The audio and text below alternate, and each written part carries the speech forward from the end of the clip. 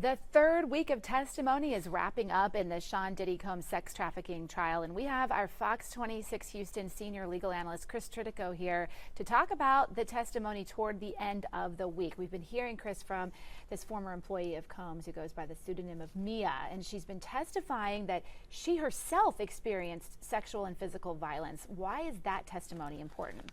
So the government, in my view, is just trying to add more to their sex trafficking allegations by bringing in someone else who was violently attacked by Diddy. And her testimony is that she could not say no to this man, no matter what he did, no matter what he demanded. And she never once initiated any sex with him. They would come at random times, like on his 40th birthday before his party, and that she just did not have the ability to say no because he controlled her career, and she was afraid if she left that he would harm her. And so that testimony, I think, is the government trying to add that to on top of Cassie's testimony. So it corroborates her testimony. I think then. So. Okay. She also said that she didn't think she could report these assaults to police. Does that work toward the sex trafficking charge, or what does that tell you? I don't think it adds anything to the case. She said that she didn't think she could call the police because no one else saw it. And in 2025, I don't know how anyone doesn't know that when you get attacked, you can call the police, and you should call the police. Had she called the police early on, these attacks and things that Diddy's accused of might have stopped a lot sooner. But we don't know if she felt like she would have been threatened, if her livelihood would have been ruined. There could be a multitude of reasons why she didn't call police. We can't get in her head. Right.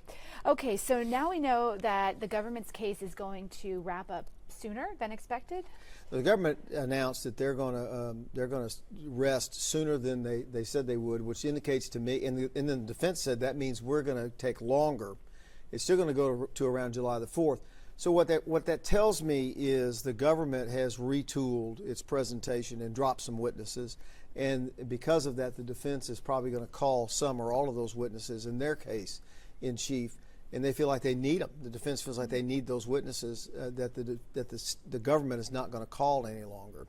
So it's still going to go to July the 4th, just with different presentations. Do you feel like the jury needs to hear from Combs?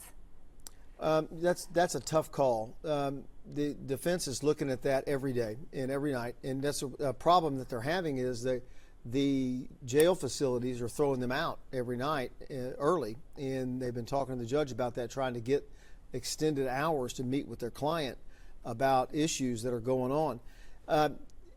The decision on whether or not you put your client on is the client's decision, but you have to gauge the trial day to day as it's going on, and it's really, in my view, a decision that you make pretty much right before he testifies as to whether or not it's a necessity. Okay.